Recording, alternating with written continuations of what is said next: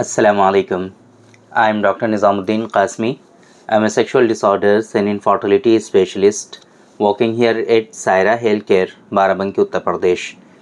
आज के इस वीडियो में हम बात करेंगे एक साहब के रिक्वेस्ट पर स्पर्म डेड जो हो जाते हैं लोगों के उसके बारे में। उन्होंने रिक्वेस्ट की है कि उनके स्पर्म जो है वो डेड आ रहे हैं, तो उनको ट्रीटमेंट बता दिया जाए कि क्या ट्रीटमेंट होता है स्पर्म डेड स्पर्म का, बेसिकली, है ना।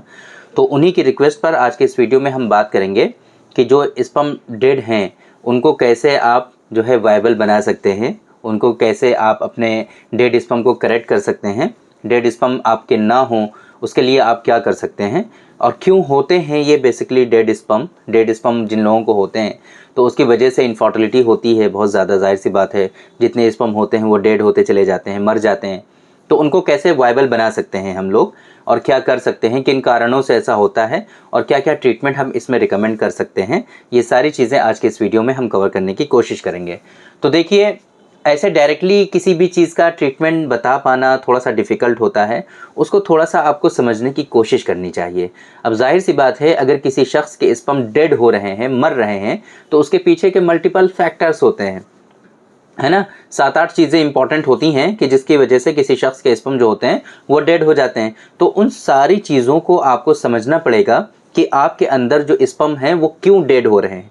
अभी हम बताने की कोशिश करते हैं आपको कि स्पर्म डेड क्यों होते हैं। तो सबसे पहले नंबर पे जो चीज़ आती है वो है इन्फेक्शंस। आपके जो है रिप्रोडक्टिव ट्रैक्ट का इन्फेक्शन हो सकता है, STI वगैरह हो सकते हैं, STDs हो सकते हैं, गोनोरिया है, क्लमाइडिया है ना, जो है इसी तरीके से बहुत सारे जो है HIV एड्स वगैरह हैं। इस तरह के जो बीमारियां लोगों के अंदर इन्फेक्शंस हो जाते हैं, है ना, एपिडिडायमिटिस है। ये जो ट्रैक्ट है पूरा रिप्रोडक्टिव ट्रैक्ट, कहीं पर भी इन्फेक्शन अगर आपको हो गया तो उस इन्फेक्शन की वजह से आपके अंदर स्पर्म जो हैं वो वायबल नहीं हो सकते हैं। हो सकता है कि वो स्पर्म आपके जो है डेड आए। जब आप सीमेन एनालिसिस कराएंगे तो फिर आपको पता चलेगा कि आपके स्पर्म जो है वो बहुत ज़्यादा डेड हैं, वो जो है सर्वाइव नहीं कर पा रहे हैं वो। तो फिर एक हो सकता है कि इन्फेक्शन आपके अंदर जो है इन्फेक्शन हो। दूसरा, टेस्टिकुलर लेवल पे कुछ इश्यूज़ हो सकते हैं। आपका जो अंडकोश है, जो टेस्टिस हैं, वहाँ पर कुछ इश्यूज़ हो सकते हैं आपको। क्या, बहुत ही कॉमन जिसके बारे में हम अक्सर बात करते रहते हैं, आप लोगों ने देखा होगा, वेरिकोसील, वेरी कॉमन। आजकल वेरिकोसील बहुत ज़्यादा कॉमन है। तो जिन लोगों में वेरिकोसील होता है उन लोगों में टेस्टिकुलर लेवल पे ये इश्यूज़ होता है, और जिस इशू होता है वेरिकोसील का, जिसकी वजह से क्या है कि आपके अंदर स्पर्म जो होते हैं वो डेड होने लगते हैं, टॉर्जन हो जाता है कभी कभी, है ना। बहुत ज़्यादा इशू होता है और बहुत दर्द होता है इस सिचुएशन में। तो अगर ऐसी सिचुएशन है तब भी आपके स्पर्म जो हैं वो डेड हो सकते हैं। ट्रॉमा, चोट लग गई आपको, है ना, कहीं एक्सीडेंट हो गया या फिर कभी किसी ने लात मार दी, किसी ने हाथ मार दिया, तो इन सब चीज़ों से भी आपके स्पर्म, अगर टेस्टिकुलर लेवल पे चोट लग जाती है, ट्रॉमा हो जाता है, तब भी आपके स्पर्म जो है बहुत ज़्यादा जो है डेड आने लगते हैं, बहुत ज़्यादा उनके अंदर इश्यूज़ होते हैं इस तरह के कि वो स्पर्म आपके मरे हुए आने लगते हैं। हार्मोनल लेवल पे इश्यूज़ होते हैं कुछ, है ना। आपका जो टेस्टोस्टेरोन का जो लेवल होता है वो डिक्रीज़ हो जाता है, तो उसकी वजह से भी बहुत मर्तबा आपके स्पर्म जो होते हैं वो डेड आने लगते हैं। कभी कभी क्या है कि टॉक्सिन्स में जो है एक्सपोज़र हो जाता है आपका, कहीं ऐसी जगह काम करते हैं कि जहाँ पर केमिकल्स बहुत ज़्यादा होते हैं, कहीं ऐसी जगह पर काम करते हैं जहाँ पर गर्मी बहुत ज़्यादा होती है ना, कहीं ऐसी जगह काम करते हैं कि जो है बहुत ज़्यादा टॉक्सिन से आपका एक्सपोज़र हो जाता है। तो ऐसी तमाम सूरतों में आपके अंदर आपके जो स्पर्म होते हैं वो आपके डेड हो सकते हैं। ऑटो इम्यून डिसऑर्डर्स होते हैं, कुछ लोगों में जेनेटिक फैक्टर्स होते हैं, तो इनकी वजह से भी आपके अंदर जो स्पर्म होते हैं वो डेड हो सकते हैं। तो ये कुछ हमने कॉजेज़ आपको बताने की कोशिश की कि स्पर्म आपके डेड होते क्यों हैं। अब आप ये समझने की कोशिश करिए कि ऐसी कोई भी मेडिसिन नहीं है बेसिकली कि आप खाएं और स्पर्म आपके सर्वाइव करने लगे और वायबल हो जाएं फ़ौरन, ऐसा तो नहीं ना होता है। असल सबब क्या है आपके केस में, किस वजह से स्पर्म जो हैं वो आपके डेड आ रहे हैं, उसको डायग्नोज करना और उस सबब का इजाला करना।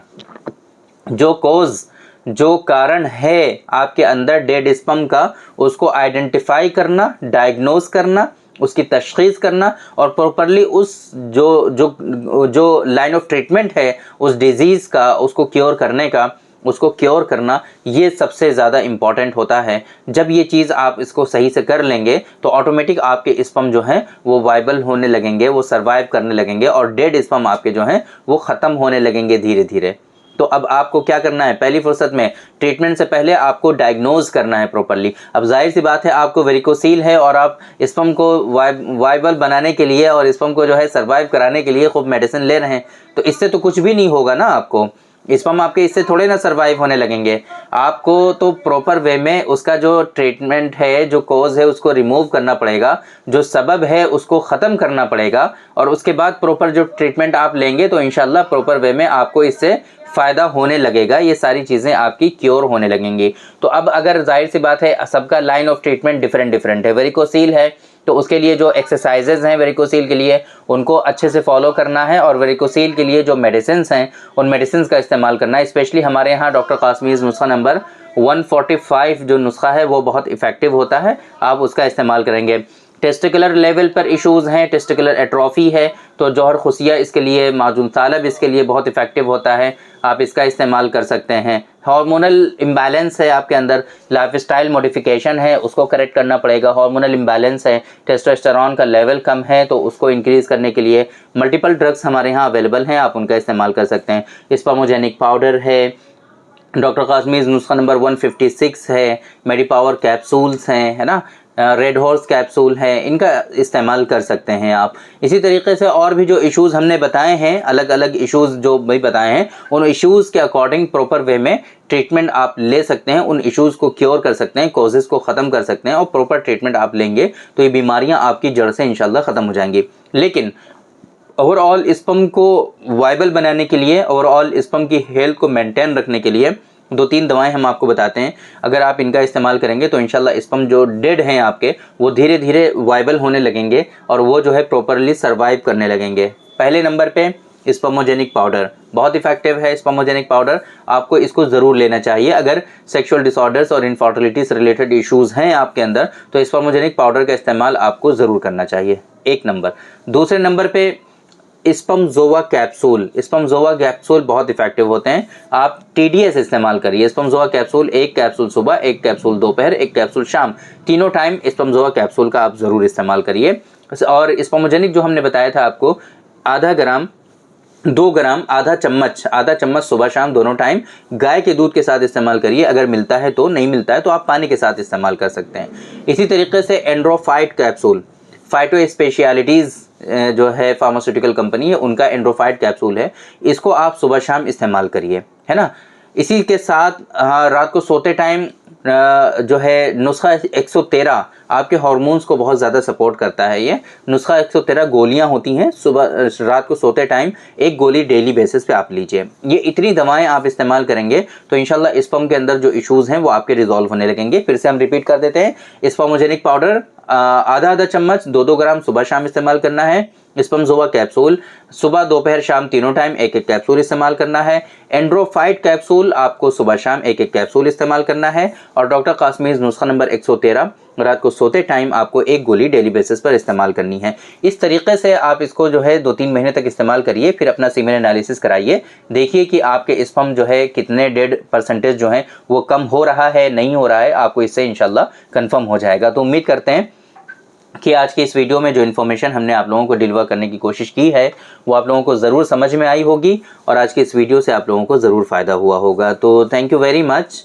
बहुत बहुत शुक्रिया आपका। आज के इस वीडियो में इतना ही। इंशाल्लाह कल फिर मुलाकात होगी आपसे एक दूसरी वीडियो में, हम डिस्कस करेंगे आपसे एक दूसरे टॉपिक पर। तब तक के लिए आप हमें इजाज़त दीजिए। अस्सलाम वालेकुम।